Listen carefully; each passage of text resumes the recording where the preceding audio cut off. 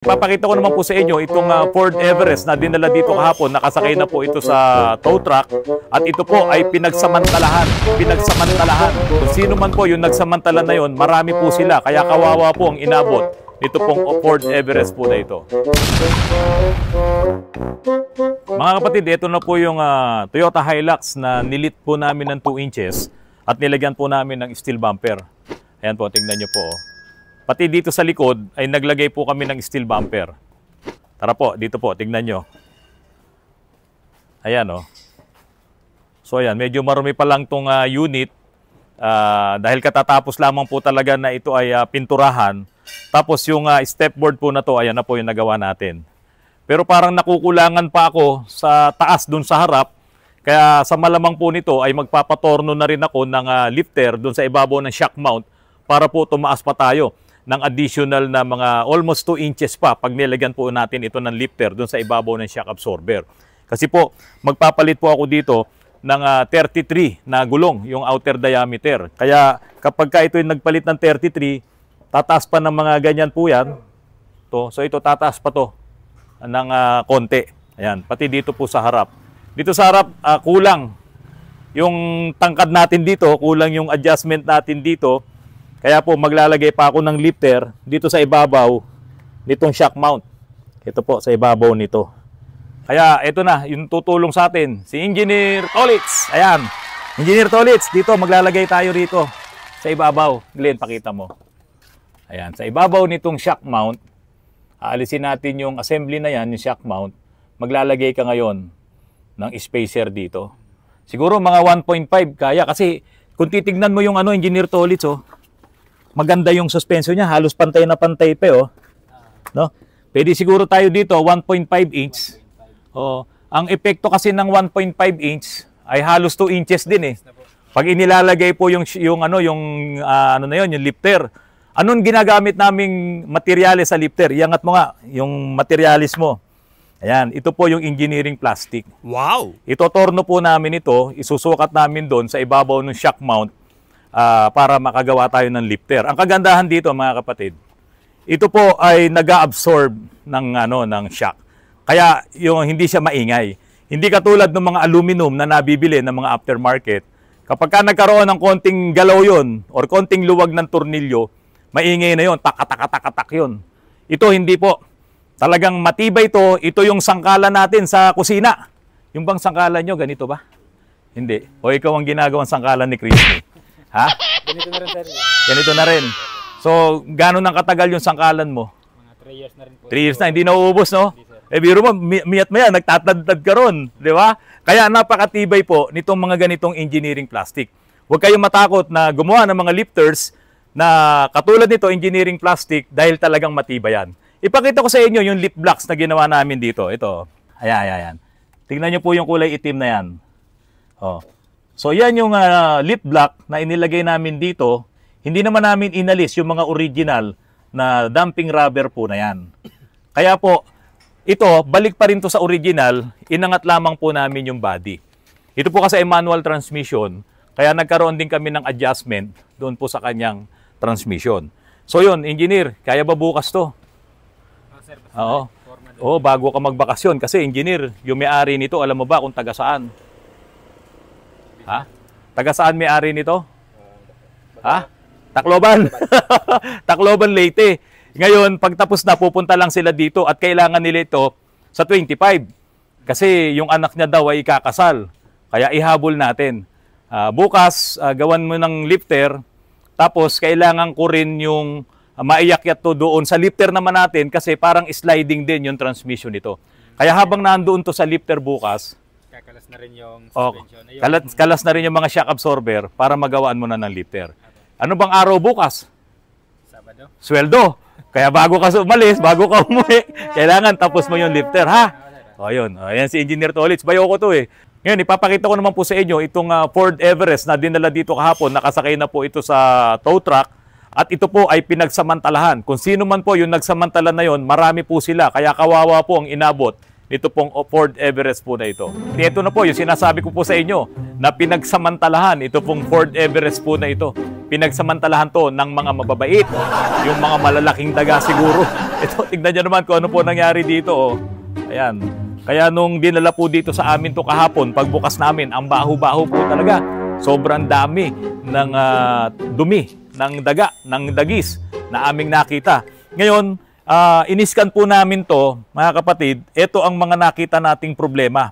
Nakalagay dito sa description, cylinder pipe glow plug, circuit open. So pag sinabing circuit open, pwedeng putol yung wire, pwedeng sira yung glow plug, pero bihirang mangyari na masira yung glow plug kasi matitibay po talaga yan. So malamang yung circuit open na yon ay epekto rin na doon sa pagsasamantala sa kanya, doon sa pagkakarip sa kanya, baka may naputol na wire. So dito naman sa pangalawa, nakalagay water in fuel condition, sensor A. Nandito po yun sa mismong lagayan ng filter, ng fuel filter. Pero saan manggagaling yung tubig? Malamang yung tubig na yon ay galing sa tangke. Kasi po itong may-ari po nito ay nakatira dyan sa Vista Verde. Yung Vista Verde po na yan talagang binabahayan. Baka hindi lang napansin nung may-ari nito, yung doktor, na meron na palang tubig yung tangke niya. Kaya nagkaroon din ng problema yung kanyang mga injectors. Kasi po, yung mga injectors po nito, kung makikita nyo, ito, pakita mo Glenn, may mga numero na yan. Ayan, yung mga fuel lines. Kasi nga po, yung mga injectors nito ay naipakalibrate na raw po ayon po doon sa doktor na may-ari nito. Siguro nga, kaya siya pinakalibrate dahil nga palyado, hindi gumagana ng maayos, kasi nga po, may tubig na nakukuha doon sa tangke. Kaya dito sa scanner natin, rumihistro, water in fuel condition sensor A. So, kailangan maayos din natin yung problema na yon. Kailangan yung tangke nito ay maibaba para matanggal yung mga tubig na nandun. Babalikan ko yung sinabi ko sa inyo kanina. Nakatira to doon sa lugar na binabaha talaga sa Vista Verde. Ngayon, malamig doon sa lugar na yon at tuwing umuulan talaga, maraming porsyon ng kalsada dyan ay may baha. At dahil nga siguro, pwedeng nabaha, napasok ng tubig or yung moisture na pumapasok sa tangke ay hindi na mamalayan nung may-ari nito na marami na po pala. At baka rin nakapagkakarga to doon sa mga gasolinahan na lumulubog. Yung mga gasolinahan, yung mga kargahan, yung mga fuel station na lumulubog, mas matindi po yung moisture na kakarga sa inyong mga tangke dyan. Kaya umiwas kayo doon sa mga gasoline station na alam nyo naman lumulubog. Kilala nyo yan. Nasa lugar nyo, parehas kayong lumulubog ang inyong lugar, huwag kayong magpapakarga doon. Kasi ito ang pwedeng maging epekto. So, ayusin din natin itong tubig na nandito sa fuel filter saka doon sa tangke kasi mawawalan ng saysay yung trabaho natin. Kahit na anong galing nung calibration center na pinagdala nyo nung mga injectors po nito, mawawalan ng saysay yun kung ang tangke mo nga ay may tubig. Pero meron tayong mabigat na kalaban dito. Marami akong nakita na problema nitong nitong Everest na ito. Biro mo, napasok na ng tubig yung kanyang tangke, pinagsamantalahan pa ng mga dagis, ng mga daga, yung loob ng makina. Tulad na nga lang nito oh. Ayan mga kapatid, tingnan nyo yung nangyari sa wire na ito. Ayan. Pero ito mga kapatid, hindi po ito gawa ng daga ha. Ito po ay sakit na naman ni Ford. Karamihan po ng mga naka-Ford Ranger, naka-Ford Everest, ito yung nakakabit mismo doon sa pinaka-blower po nito, sa fan blower. At nangyayari po talaga ito sa lahat ng mga Everest, sa lahat ng mga Ranger na mayroong ganitong sakit. Nasisira siya, nadadarang siya sa init at mangyayari ay magkakaroon siya ng grounded. Yung pagka-grounded po ng mga wires na ito, dahilan yon para hindi umi-start itong mismong sasakyan, yung makina niya. Kaya ito po, ang problema nung may-ari nito ay hindi nga daw umi-start, hindi na nga umaandar, kaya ang ginawa nila, dinala pa sa calibration, yung kanilang mga injectors, ang problema po talaga ito.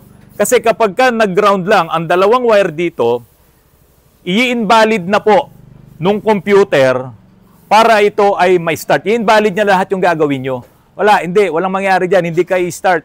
No? Pati doon sa gauge mo, puro error na yon. Hindi mo nga mapagana yung, yung alarm yung remote. Hindi mo rin mapapagana yung susi, wala talagang redondo. Gawa nga nung shorted po dito. Yun ay isang safety feature din po nitong Ford na kapag ka nagkaroon ng grounded sa iyong harness, sa iyong wiring harness, hindi po talaga yan i-start. Ang matindi rito, kasabay na nung problema na to, na nadurog yung balot ng mga wires, ay meron pa rin pong pinakailaman yung mga daga po dito. Dito nga lang meron eh. Papakita ko sa inyo ha. Ito, tulad po nito. Ayan o, halos putol na po ito. Ayan o. Pinakailaman po yan ng daga. Ilan na rin yung mapuputol dyan? Isa, dalawa.